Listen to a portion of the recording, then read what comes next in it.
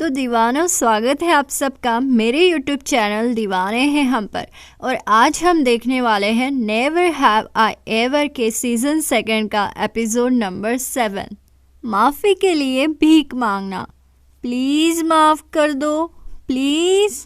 अरे मैं नहीं, देवी ऐसा कह रही है, वो भी अनीसा को। तो एपिसोड 7 की शुरुआत नलिनी से होती है। अब क्योंकि देवी का बुरा वक्त चल रहा था, सबने उसका साथ छोड़ दिया था।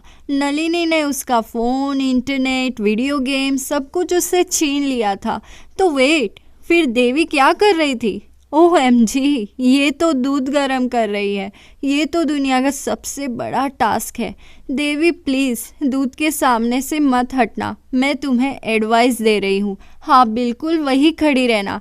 अरे ये क्या देवी, रुको, कहाँ जा रही हो? अब तो पक्का दूध उबल जाएगा। ये देखो उबल गया। मुझे इसका 700-800 बार एक्सपीरियंस आ चुका है देवी, लेकिन अब तो तुम्हारी खैर नहीं, क्योंकि इंडियंस में दूध उबल जाना बहुत बड़ा अपशगुन होता है और ऐसा करने वाले को घर के लोग कर्स्ड मानते हैं। अब तो दादी तुमसे दूध के पूरे पैसे वसूल करेगी, देखना। तो आ गया रात का समय और सब खाने के टेबल पर। इतने में ही बेन अंदर आ गया। अब बेन ने देवी से कहा, क्या अफवाह तुमने फैलाई थी? तुम्हारे वजह से अनीसा स्कूल छोड़कर जा रही है, तुम्हें उसे रोकना होगा। फिर देवी कहती है, मैं कैसे रोकूं उसे?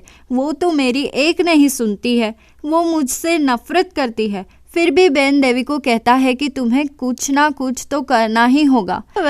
एक परिवार के खाने खाने के समय पर इस तरह से अंदर घुस जाना और उनके ही जिगर के टुकड़े को ज्ञान देना, ये एक तरह से बेवकूफ़ी है। क्या बेन, तुम्हें इतना भी नहीं पता? हाँ, पता कैसे होगा? तुम्हारे आंखों के सामने तो सिर्फ एनीसा ही एनीसा घूम रही है। अब देवी को कुछ समझ नहीं आ रहा था कि क्या किया जाए, तो वो हमेशा की तरह डॉक्टर रायन के पास जाती है और डॉक्टर उसे एनीसा से माफ़ी मांगने के लिए कहती है। फिर देवी डॉक्टर रायन से कहती है, पर इसमें मेरा क्या फ़ायदा है? इतने में ही उसके दिमाग में आता है कि अगर उसने एनीसा से माफ़ी मांग ली और एनीसा वापस नहीं गई तो शायद बेन फिर से इम्प्रेस हो सकता है। अरे यार, पता नहीं ये देवी को बेन में क्या दिखता है। अब तो डॉक्टर रायन भी देवी से परेशान हो चुकी है। देवी सबको परेशान करती है।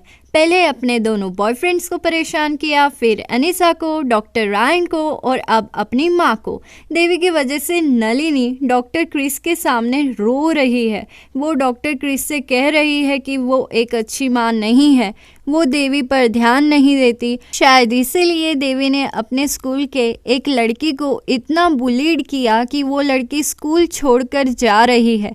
नलिनी की महाभारत खत्म होने के बाद डॉक्टर क्रिस नलिनी को अपनी रामायण सुनाता है कि उसका बेटा उससे बात नहीं कर रहा है क्योंकि उसने उसके बेटे को उसके बर्थडे पर वेगस जाने के लिए कहा। वाह, वेगस, ये तो मेरी ड्रीम प्लेस है। काश डॉक्टर क्रिस मेरा पिता होता। खैर, सपने में। फिर डॉक्टर क्रिस नलिनी से कहता है कि तुम्हें तुम्हारी बेटी को सुनना चाहिए। शायद वो ऐसा इसलिए कर रही है क्योंकि वो दुखी है। सीन देवी पर शिफ्ट होता है। अब क्योंकि नलिनी और कमला दोनों भी घर पर नहीं थे, देवी दादी को उल्लू बनाकर सीधे स्कूल चली गई। स्कूल जाकर देवी ने बैंड बाजे के साथ परेड निकालकर अनीसा से माफ़ी मांगी। पर ऐसी माफ़ी कौन मांगता है यार? अनीसा को माफ़ी मांगने का ये ढंग बिल्कुल भी पसंद नहीं आया। फिर सीन कमला पर शिफ्ट हो गया, जहाँ पर प्रशांत ने उसे कहा कि तुम करियर के सबसे बड़े पड़ाव पर खड़ी हो। तुम्हारे साथ जो कुछ भी हो रहा है वो बस आँख बंद करके सहन कर लो।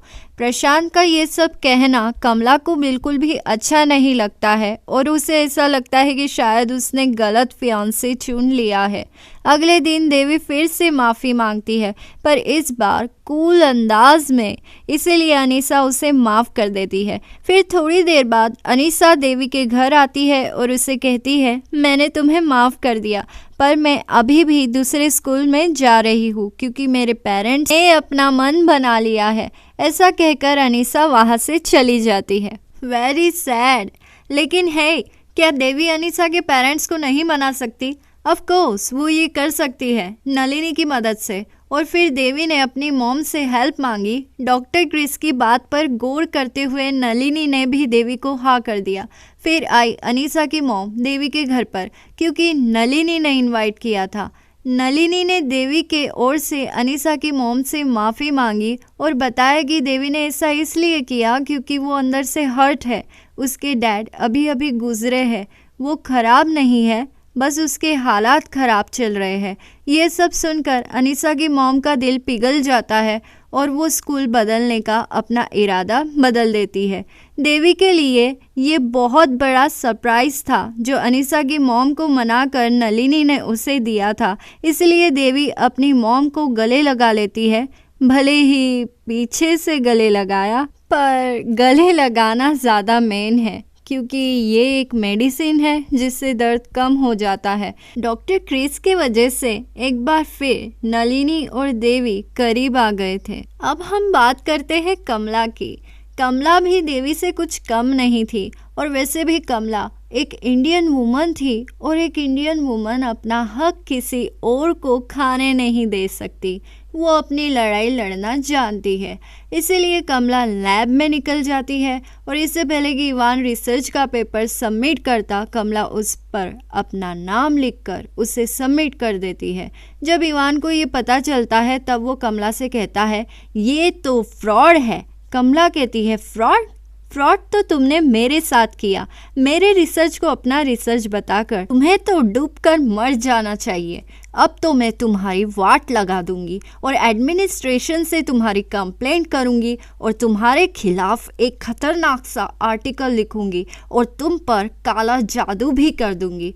काले जादू का नाम सुनकर तो इवान की फट जाती है। वो कमला से कहता है ठीक है, तुम रिसर्च पर अपना नाम डाल सकती हो, पर तुम आज से मेरे लैब में काम नहीं कर सकती। फिर कमला कहती है चोर कहीं के, मैं वैसे भी नए रोटेशन शुरू करने वाली हूँ, वो भी डॉक्टर लोगन के साथ, जो कि एक मेहनती औरत है, तुम्हारी जैसी नहीं जो कि दूसरों के रिसर्च को चुराती है। चोर चोर चोर, ऐसा कहकर कमला इवान की बेइज्जती करती है और जाते जाते उसके लैब से बीकर भी गिरा देती है। वेल, कमला का ये रूप कमाल का था, ये तो रॉकिंग था। तो चलो फाइनली सब ठीक हो गया। देखते हैं देवी क्या कर रही है। तो देवी बेन से बात कर रही है। दोनों के बीच सब नॉर्मल हो गया है। बेन ने देवी की तारीफ की, पर ओ नो, गफला हो गया। बेन ने कहा कि वो अनीसा को डेट करना चाहता है। ये क्या हो गया देवी? इससे तो अच्छा होता कि अनीसा यहाँ से चली जाती।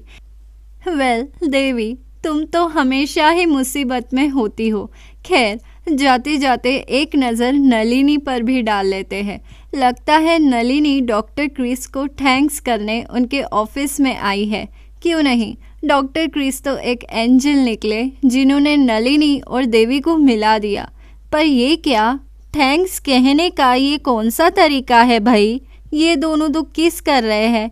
हमारे इंडिया में तो कोई किसी को ऐसे थैंक्स नहीं करता, पर शायद अमेरिका में ऐसा होता होगा। समझ नहीं आ रहा है कि मैं क्या कहूँ। दोस्तों, शायद ये दर्द बांटने के लिए किस कर रहे हैं। दीवानों, इसी के साथ एपिसोड नंबर 7 यहीं पर फिनिश होता है और जल्द मुलाकात होगी एपिसोड नंबर 8 में। लाइक शेयर सब्सक्राइब कर दो, अच्छे लगे हम तो मानो इतनी सी बात, दीवाने हो तुम तो। लाइक शेयर सब्सक्राइब कर दो, अच्छे लगे हम तो मानो इतनी सी बात, दीवाने हो तुम तो। अलविदा दीवानों, जल्द मुलाकात होगी अगले एपिसोड में।